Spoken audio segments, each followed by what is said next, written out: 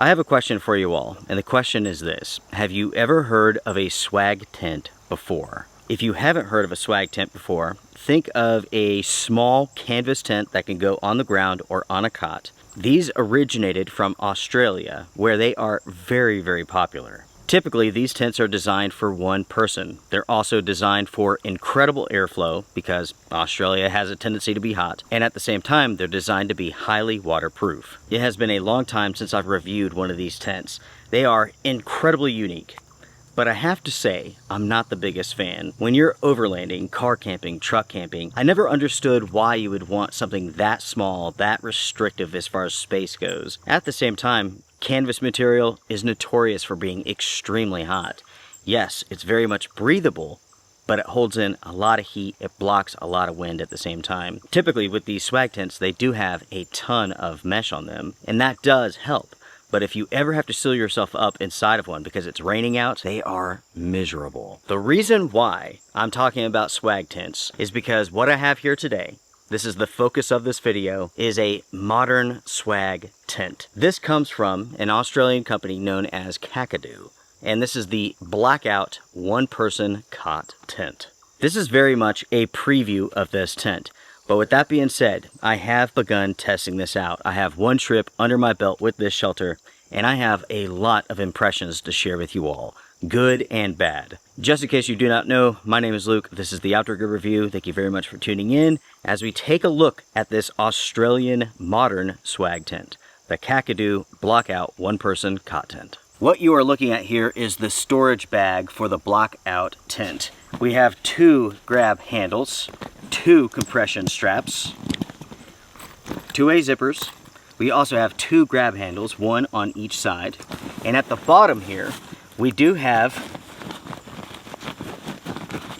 an expansion zipper, which gets hung so easily, I have not actually been able to open this up.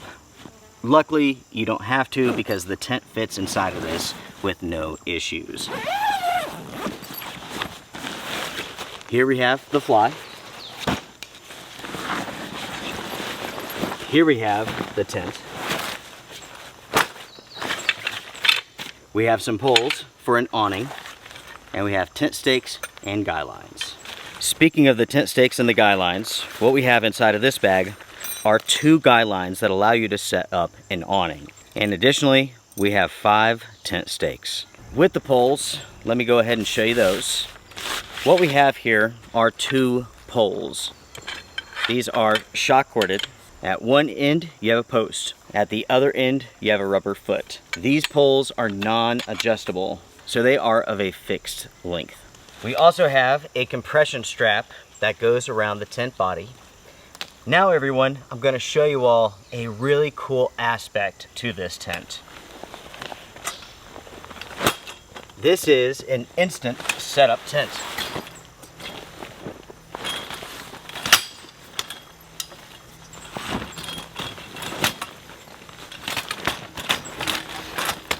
Boom. And just like that, the tent inner has been set up. Yes, everyone, setting up this tent is that easy. Putting the fly on this is even easier. Basically, it just sets down over the top. Again, this is very, very simple. So what you're looking at here is a modern Australian swag tent. Instead of having the canvas materials, we have a polyester material, in addition to a ton of mesh. You can see here that you have mesh on the side, mesh on the top, the other side, the front. Looking at the foot here, you can see that there is no mesh. This tent has 3 entrance ways. This is number 1. On the other side is number 2. Up here at the front is number 3. As you all can see here, I've opened up this side door. Now I'm going to get inside and lay down on the cot. Oh yes, this is nice. So when you're inside of here, you're laying on this cot, it is certainly comfortable. At the same time, you have a lot of mesh. Mesh up here at the head, over the top of you, and on the sides. When you're in here, you do have numerous mesh pockets, 2 on this side, 2 on this side. You do not have any hooks or anything like that. Exiting the tent, is easy enough from the sides. You really can't sit like this. So if you're thinking about like sitting on the edge of your cot, having a table here, this does not work. It sinks down too much. It's not comfortable at all. And sitting on the frame, it's not comfortable either. Let me get back in and let me show you all exiting through the front. That is quite the chore. So let's say that you're on the inside and you have to exit through this side, through the front.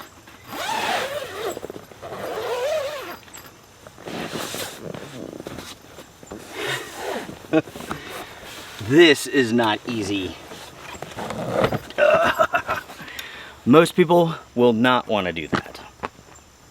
You have the option, but no, that's not easy. Now everyone, let's put the fly on here.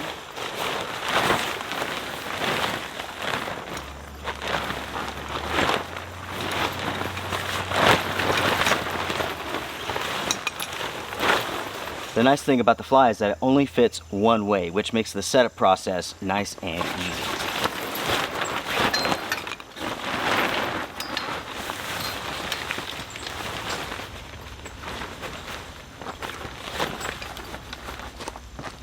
Once you have the fly on, you have clips that connect to the metal frame down at the bottom.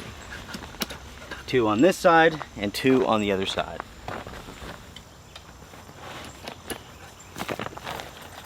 So what you're looking at here is the BlockOut tent fully set up. The frame is set up, the inner, and you have the fly. So let's talk about the name of this product.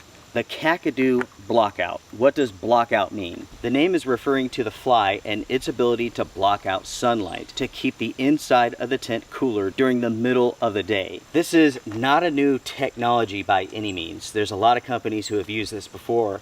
The thing is, it's practically pointless. 98.5% of the time, individuals are not inside of their tent during the daytime.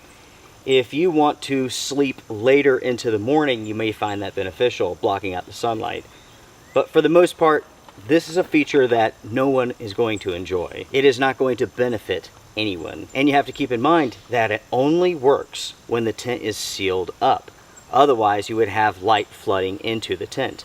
If the tent is sealed up in the summertime, you're going to be super hot inside of this tent. And of course, this is a 3-season tent. It is designed for warm weather camping only. To go over the features, we have one door right here. There's a zipper here, a zipper over there. In front of each zipper, you have a storm flap.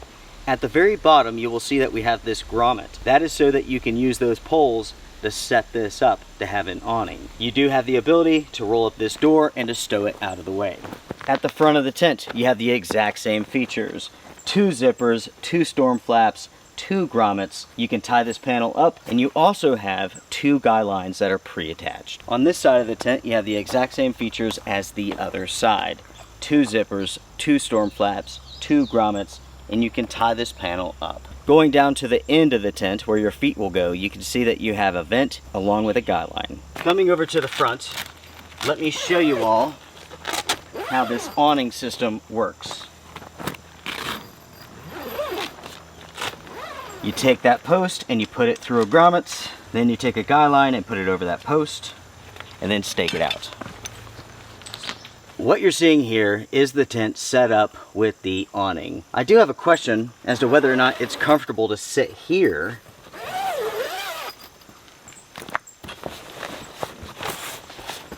It's definitely more comfortable than the sides, but this is not great.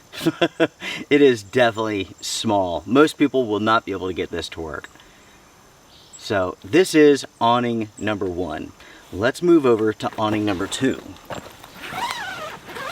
Unzip the sides, get the poles and the guy lines, and move them to these grommets. Now, as you can see there, everyone, this side is higher up. It works perfectly with that pole. This side here does not. You could technically get this opened, but this is pretty piss poor. Something you can do is break the pole in half and do that. But still, that's not very good. What I recommend doing is this. Use one of these poles and a green elephant pole. A green elephant pole will telescope, so you can get the height that you want. And that way you can actually set this up correctly. To me, it's weird that the company gives you these 2 long poles for the front of the tent, which is the hardest access point. You can't get in this tent or out of it easily from there, so why do they give you 2 long poles instead of 1 long one and 1 short one? It just doesn't make any sense to me. This awning here makes a whole lot more sense than that awning. This is at least usable. That one there isn't really. That, everyone, is the BlockOut tent. I'll tell you what, let's take a second here and let's go over some stats real quick. This is a 1-person tent. It has 3 doors, 1 vent. In the storage bag, it measures 44.5 inches by 8.8 inches. The weight of this tent is 30.4 pounds. The weight limit is 330 pounds. It features a polyester fly, aluminum, and a powder-coated steel frame. When it comes to the waterproof rating for the fly, that is 3,000 millimeters. When it comes to the inside dimensions, it is important to know that this is a rather small tent. And of course, it does slope down. When it comes to the width of this tent, you're looking at roughly 31 inches. Peak height is 32 inches. And of course, it slopes down to roughly 16.5 inches. As far as length goes, you're looking at roughly 78 inches, which is 6 feet 6 inches. Unfortunately, everyone, I just discovered that my mic is having an issue. Luckily, I caught it in time, so I will have to use this instead. So if you see me holding something, that's what it is. It's a mic. Lastly, everyone, when it comes to cost, you're looking at $300 for this tent retail. At the time of filming, there's a 10% off coupon on Amazon. I do not know how long that is going to last. Now, everyone, it is time to go over my impressions after testing this out on one trip. As I mentioned, I learned a lot about this shelter. So first, let's talk about the setup process. It is very, very simple. All you have to do is lay it down, spread out the legs, flip it over, and raise up the 2 support poles. And then you put the fly on. This is super simple, and it is definitely the best aspect to this tent. With that being said, though, the setup process isn't one that I really like, and this is the reason why. You have to put the tent on the ground upside down. What I'm talking about is the mesh is coming into contact with the ground, with the sticks, with the rocks. So as you continue to do this, there's a likelihood that you're going to tear up that mesh, and I do not like that at all. Because of the way that this tent sets up, it is impossible to be super careful every single time. Eventually, you're going to rip the mesh. Next, everyone, let's talk about quality. The overall quality of this is good, but I would not say it's great. There are a number of loose threads on this tent, and this nasty looking seamwork over here. Overall, it looks good, but it's certainly not great. Something else I don't like about this tent, or I should say I think could be improved about this tent, is the metal frame. Specifically, I think it should lock into place as you're extending the legs, but that's not what happens. What I'm talking about here specifically is this. If you want to move this tent around once you have it set up, you basically have to drag it. You cannot pick it up and move it because everything will fold in on itself. The frame does not lock into place, and it should, because dragging this around only tears up the legs and the feet and the plastic hardware. And already after one trip, the plastic feet here look rough. Next, everyone, let's talk about waterproofness. I use this tent out in the rain, and I can tell you all, unfortunately, it is not waterproof. I didn't have one issue or 2 issues. I was able to locate at least 3 leaking points. On the inside, on the fly, you have toggles so that you can roll up these panels and stow them out of the way. Every single one of those toggles leaked. With moderate rain, not even heavy rain, I had substantial leaking inside of this tent. Now, it didn't make the biggest deal inside of this tent, but it wasn't raining that hard either. Over here, the water was dripping onto the mesh and just soaking the mesh. It was not soaking the cot. On this side over here, it was dripping through the mesh onto the cot itself. On the other side, it was just dripping onto the mesh. That, everyone, is a big problem for this tent. Now let's talk about ventilation. How is the ventilation inside of this tent? Well, if you have the awnings up, airflow in this is amazing. If you have this all sealed up because it's raining, it is atrocious. And condensation is really, really bad. This is not a tent that you want to seal yourself up in the rain. This is for dry conditions only. There's no way to get air inside of this when it's all sealed up. And that's a big problem for this tent. So if you're planning on buying this, my advice is to use this only in pleasant conditions. That's where it's going to shine. The fly hugs the body and very little airflow is going to get inside of this tent. Even with the vent, that does very, very little. I do have to say, everyone, on my trip, I was able to keep this awning open even in the rain. But it was one of those rain events where the rain was falling straight down. If it was wind blown at all, the inside of the tent would have gotten wet, and this awning would have had to have been closed. Another issue that I discovered with this tent while using it in the rain is down here at the foot. Basically, water will pool on the material. The material itself will sag just a little bit as it's set up, as it gets wet and so on. And it's just enough for it to create a bowl. And in that bowl, when it's raining outside, it will fill full of water. I woke up in the middle of the night with a gigantic bulge at the bottom of the tent.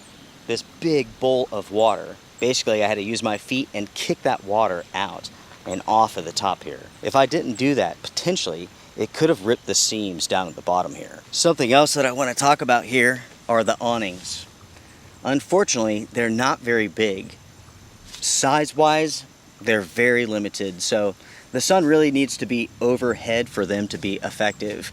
If it's too far this way, then of course sunlight's going to shine down because they do not offer much protection. The protection they do offer is really nice, and this blockout feature works well in this setup. Unfortunately, with the tent all sealed up in the summertime, no matter what, you are going to be hot and miserable. And that's because of limited airflow inside of the tent. This is, going back to the blackout feature, the only time where this makes sense. Now everyone, let's talk about the shape and the size of this system here. I mentioned at the beginning that I wasn't the biggest fan of swag tents because of the limited size. The same applies for this. Why would you take this over a larger tent, a traditional tent, or even a cot tent? Not like this, but a cot with a tent on top, a more traditional style of tent. All of those options make more sense than this one here. You can see here that the shape is funky. On the inside, the size is limited. Everything slopes down here, very, very small. You can't sit up inside of this. Getting out on the sides is easy enough, but you can't get out on the front very easy. Overall, I'm just not sure if this really makes sense in 2025. With there being so many tent options out on the market, I'm not sure why you would select this over them, especially for like overland purposes. When weight doesn't matter, when size doesn't matter, why would you go with something so limited? I do not have a good answer to that question. What about comfort? Inside of this tent, with no mattress, just laying on the cot, it is very comfortable. If you like sleeping on a cot, you will like this tent. In the wintertime, or I should say, as it cools down, you can easily add a mattress on top of that cot for extra insulation. So as far as comfort goes, laying on the cot, it's good. There is enough space for most people to be comfortable. But you do have to keep in mind the restrictions, the limitations of this sort of style. Something that this tent did do well is keeping bugs out. I had no issues with bugs getting inside of the tent, even when I had a light on inside of the shelter. If you were to ask me, folks, whether or not I would purchase this again for $300, I would say no. The overall design of this, in my opinion, it needs a lot of work. In the end, there's just so much about this tent that does not make sense to me. Yes, this is a modern swag tent, but there's a lot that needs to be done here to make this an excellent system. Overall, this is just really strange to me. And I have to say, everyone, that when I initially saw the pictures of this, I was quite interested in this shelter. The overall design is really different than most tents that we have here in the United States. But at the same time, there was something about this that seemed familiar. You may remember in my overnight adventure with this tent, I kept mentioning that. I kept mentioning that this seems familiar to me. And at first I was thinking Star Wars, that sand crawler machine. It does look like that. Then I said something about it looking like a laundry hamper, and yes, that is true too. After that adventure, I went home and I did some searching, and I discovered that this sort of design is not unique to this company. There are a ton of Australian companies that make tents that are exactly the same. Some are different colors, some are more expensive, some are less expensive. But that wasn't it. I haven't seen this design before in Australia, right? I had seen it here in the United States, and that's when it dawned on me. Roughly 11 years ago, I saw this tent, and it came from a company known as Ozark Trail. That's right, the inexpensive tent company that sells their products at Walmart. They had a version of this tent that cost $140. This is $300. This definitely looks better, but the overall design was basically the same. The tent was less expensive, featured the same design, and get this, it did not leak. I read over 50 reviews for that tent, and not one person had an issue with leaking. But yet this one here, which is $300, it does. As far as the design goes, 11 years ago this may have made more sense. But now in 2025, this does not. There's almost no reason why you would take this instead of a more traditional tent out with you. I mean, you can have much larger tents that are smaller form factor, lighter weight. You know, not as easy to set up, I will say. That is definitely where this shines, but this shelter system has a lot of limitations, and that does need to be carefully considered if you're thinking about purchasing it. And with all of that being said, folks, I will go ahead and wrap this episode up. I don't want to make this too long. So you've heard my thoughts about this, my disappointments, the tent failures, the issues. Now I want to hear from you all. What do you all think about this system? Is this something that you would consider purchasing? As you've seen, it does have issues, plus the pooling down here at the bottom. It's a big problem, or it could be. Plus, you do not want to be sealed up inside of this. No, you don't. You want the doors open, the awnings up. You want airflow inside of this. If you had to seal this up, you would be incredibly miserable. And the blackout technology, the blockout technology, it's not going to save you. It's going to lower the temperature some, but still, it's going to be pretty awful inside of this tent. So folks, those are my thoughts, my opinions, and my experiences so far. If you enjoyed this episode, do hit the thumbs up. I do appreciate it. It helps the channel a lot.